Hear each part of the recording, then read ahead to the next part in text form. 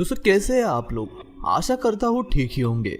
आज हम लौटे हैं कुछ ऐसे प्रोडक्शन कंपनी के साथ जो आपको जरूर चौंका देगी। आप सभी को पटाखे काफी पसंद होंगे और आप में से कई सारे लोग उन्हें दिवाली में उड़ाते भी होंगे। पर क्या आपको पता है कि आखिर उन्हें बनाया कैसे जाता है?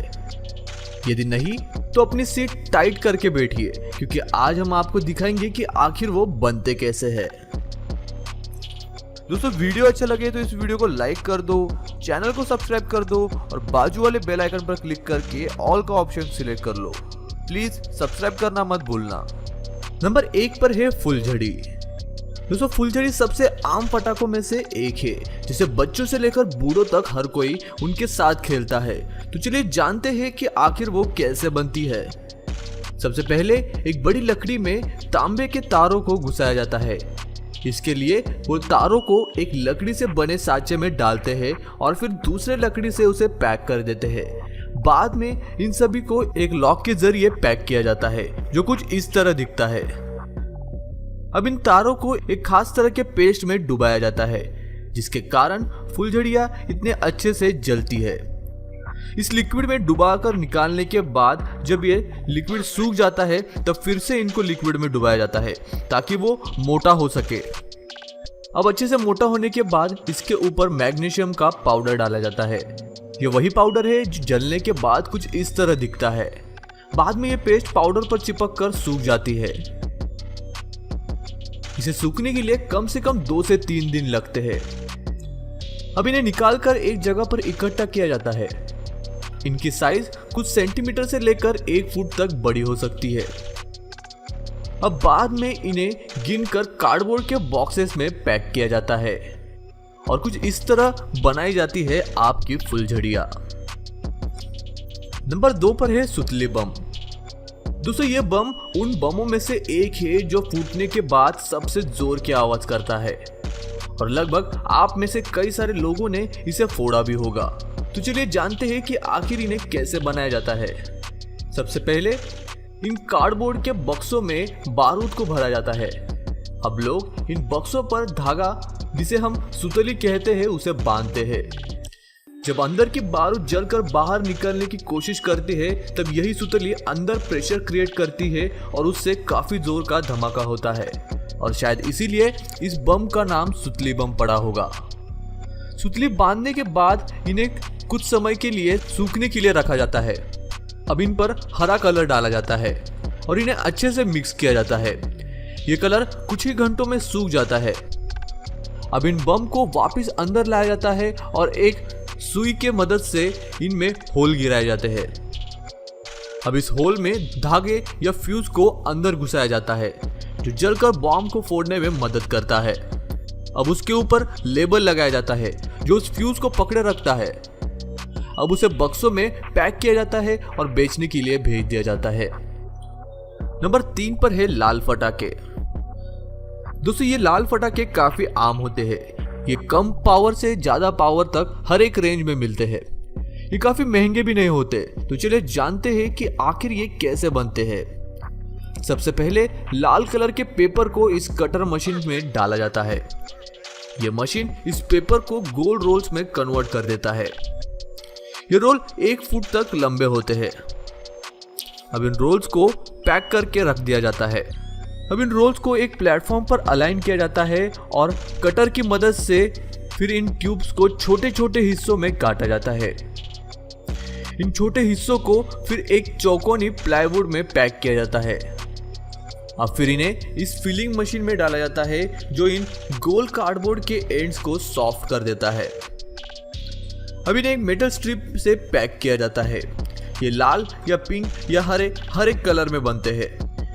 इसी तरह जो ज्यादा बड़े और पावरफुल बम होते हैं उन्हें बनाने के लिए कई सारे न्यूज़पेपर को एक साथ रोल किया जाता है, जो और ज्यादा प्रेशर क्रिएट करता है। इनके भी रोल्स बनने के बाद इन्हें भी छोटे हिस्सों में काट कर इनकी फाइलिंग की जाती है। अब इन सबको एक जगह पे पैक करके रोल बनाकर रखा जाता है। अब इन्हें एक बड़े सेट से छोटे 2 सेट में कन्वर्ट किया जाता है। भारत में ये सारी प्रोसेस हाथों से की जाती है, जिसमें कटिंग से लेकर पेपर रोलिंग भी हाथों से ही की जाती है। बाद में इन रोल्स के ऊपर टिश्यू पेपर चढ़ाया जाता है। अब इन रोल्स के दूसरे बाजू से मिट्टी लगाई जाती है। इसी मिट्टी के कारण इसके अंदर की बारूद या गन पाउडर बाहर नहीं निकलती। अब लोग पहले गिराए हुए टिश्यू पेपर में होल गिराते हैं। अब धागों को बारूद के पेस्ट में डुबाकर सुखाया जाता है, जो किसी फ्यूज का काम करता है। अब इन फ्यूज को छोटे हिस्सों में काटा जाता है। इन रोल्स में फिर गन पाउडर भरी जाती है। ये गन पाउडर डिसाइड करती है कि आखिर धमाका छोटा होगा या फिर बड़ा।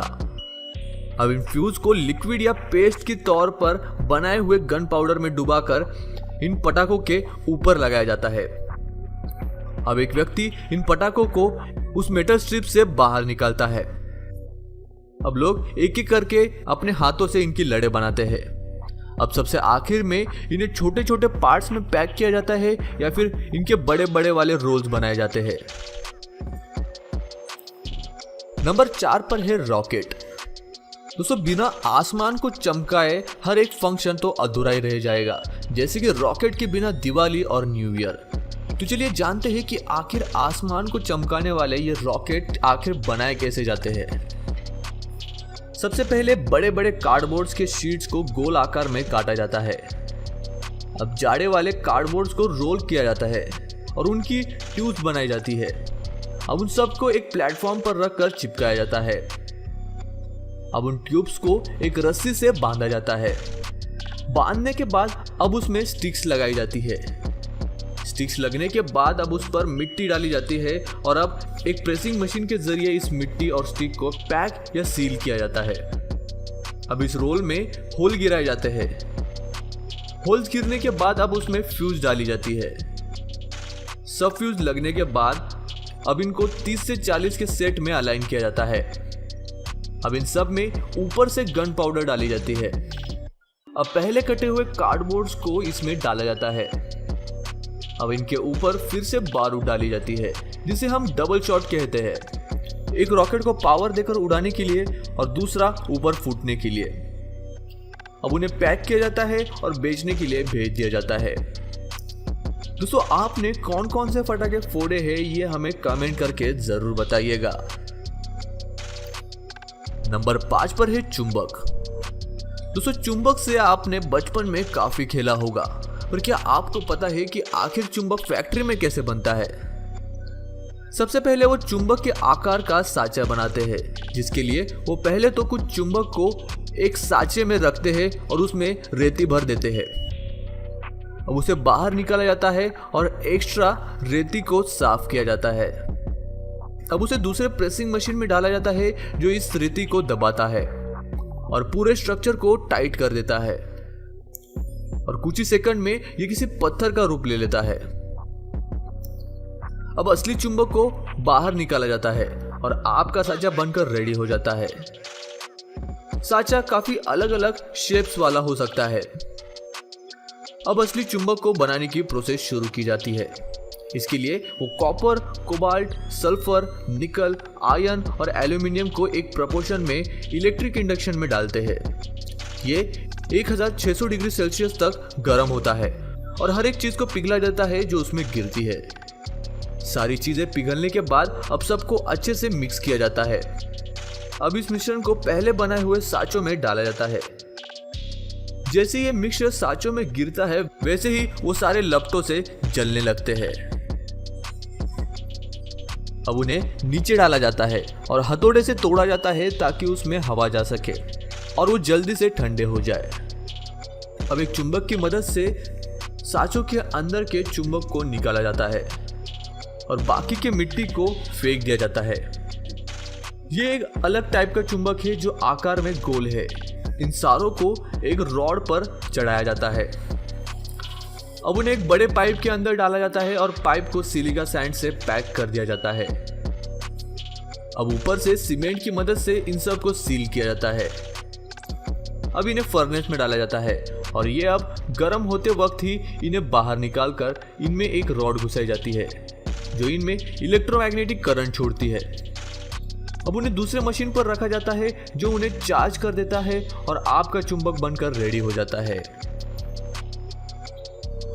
दोस्तों ये वीडियो आपको कैसा लगा ये हमें कमेंट सेक्शन में जरूर बताइएगा। और यदि आप वीडियो के अंत तक पहुंच ही गए हो तो इस वीडियो को लाइक कर दो, चैनल को सब्सक्राइब कर दो और बेल आइकन को दबा दो। मैं मिलता हूं आपको ऐसे ही और एक इंटरेस्टिंग वीडियो के साथ, तब तक के लिए नमस्कार। दोस्तों वीडियो अच्छा लगे तो इस वीडियो को लाइक कर दो, चैनल को सब्सक्राइब कर दो और बाजू वाले बेल आइकन पर क्लिक करके ऑल का ऑप्शन सिलेक्ट कर लो। प्लीज सब्सक्राइब करना मत भूलना।